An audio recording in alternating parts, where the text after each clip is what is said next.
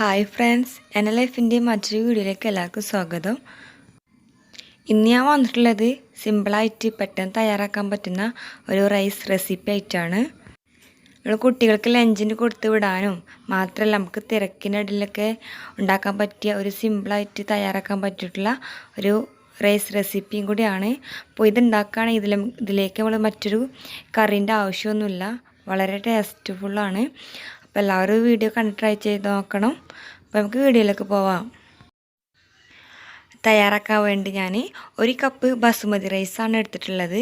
ഇത് അരമണിക്കൂർ ഞാൻ വെള്ളത്തിലിട്ട് നന്നായി കുതിർത്തതിന് ശേഷം ഇപ്പോൾ സ്ട്രെയിൻ ചെയ്യാൻ വേണ്ടി വെച്ചിട്ടുള്ളതാണ്. അപ്പോൾ 1 കപ്പ് അരിക്ക് ഞാനിവിടെ 1.25 കപ്പ് തേങ്ങൻ്റെ പാലാണ് എടുത്തിട്ടുള്ളത്.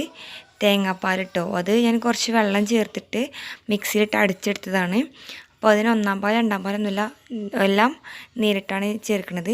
പിന്നെ കുറച്ച് പച്ചക്കറികളാണ്. അപ്പോൾ കുറച്ച് ക്യാരറ്റ്, പിന്നെ ചെറിയൊരു ഉരുളൻകിഴങ്ങും, ചെറിയൊരു സവാള, പിന്നെ മല്ലിച്ചപ്പും. ഇനി ബീൻസോ ക്യാപ്സിക്കൊക്കെ ഉണ്ടെങ്കിൽ അത് യൂസ് ചെയ്യാവുന്നതാണ് കേട്ടോ. ഇപ്പോൾ ഇതിൻ്റെ അടുത്ത് അതിലായിട്ട് ഞാൻ എടുക്കണില്ല. നമുക്കിതെങ്ങനെ കുക്ക് ചെയ്യണമെന്ന് നോക്കാം. അപ്പോൾ അതിനുവേണ്ടി ഞാനിവിടെ കുക്കറിലാണ് ഇത് തയ്യാറാക്കാൻ പോകുന്നത്. അപ്പോൾ ഒരു കുക്കർ ചൂടാക്കി എടുത്തിട്ടുണ്ട്. ഇത് ചൂടായി വരുമ്പോൾ 1 ടേബിൾ സ്പൂണ് സൺഫ്ലവർ ഓയിൽ ഇതിലേക്ക് ചേർത്ത് കൊടുത്ത് ചൂടാക്കി എടുക്കുക. ഇത് ചൂടായി വന്നതിന് ശേഷം ഇതിലേക്ക് ഒരു ചെറിയ ബിലീഫിൻ്റെ കഷ്ണം, അതുപോലെ ചെറിയൊരു പട്ട, പിന്നെ 2 ഗ്രാമ്പു, പിന്നെ 2-3 ചെറിയ ഏലക്കായ്. എന്നിട്ട് ഇത് ലോ ഫ്ലെയിമിലിട്ടൊന്ന് മൂപ്പിച്ചെടുക്കുക. അപ്പോൾ ഇതിന് ചെറിയൊരു സ്മെല്ല് വരും. അപ്പോൾ അതുവരെ ഒന്ന് ഇങ്ങനെ ഇളക്കി കൊടുത്ത് മൂപ്പിച്ചെടുക്കുക. ശേഷം നമുക്കിതിലേക്ക് നമ്മൾ അരിഞ്ഞു വെച്ചിട്ടുള്ള സവാള ഇട്ടിട്ട് ഇത് ബ്രൗൺ നിറമാകുന്ന വരെ ഒന്ന് ഫ്രൈ ആക്കി എടുക്കണം.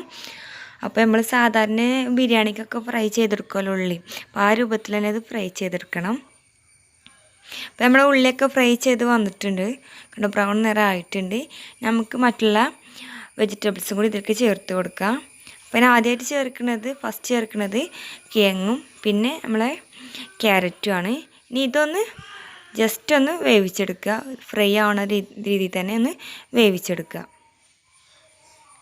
അപ്പോൾ നമ്മൾ കിഴങ്ങും അതുപോലെ ക്യാരറ്റൊക്കെ വന്നിട്ടുണ്ട്, ഒക്കെ ഫ്രൈ ആയി വന്നിട്ടുണ്ട്. നമുക്കിതിലേക്ക് നമ്മൾ എടുത്ത് വെച്ചിട്ടുള്ള 1.25 കപ്പ് തേങ്ങാപ്പാൽ ഇതിലേക്ക് ചേർത്ത് കൊടുക്കുക.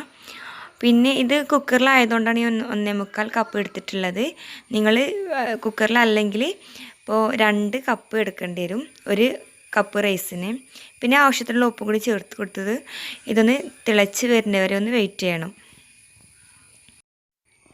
തേങ്ങാപ്പാൽ തിളച്ച് വന്നിട്ടുണ്ട്. ഇനി ഇതിലേക്ക് നമ്മൾ അരി ഇതിലേക്ക് ചേർത്ത് കൊടുക്കാം. എന്നിട്ട് നന്നായിട്ടൊന്ന് മിക്സ് ചെയ്ത് കൊടുക്കുക. ഇനി ഇത് മിക്സ് ചെയ്തതിന് ശേഷം ഒന്ന് തിളച്ച് വരുന്നത് വരെ ഒന്ന് വെയിറ്റ് ചെയ്യണം.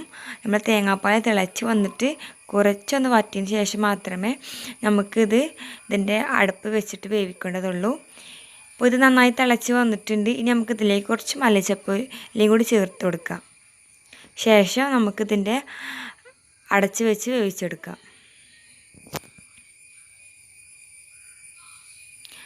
അപ്പോൾ അടച്ച് വെച്ചതിന് ശേഷം 1 വിസിൽ വരുന്നവരെയാണ് വെയിറ്റ് ചെയ്യണത്. അപ്പോൾ 1 വിസിൽ മതി നമുക്ക്, എന്നാൽ തന്നെ ഇത് വെന്ത് കിട്ടും.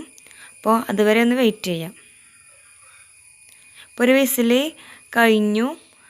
അപ്പോൾ ഇതിൻ്റെ ഗ്യാസൊക്കെ പോയി.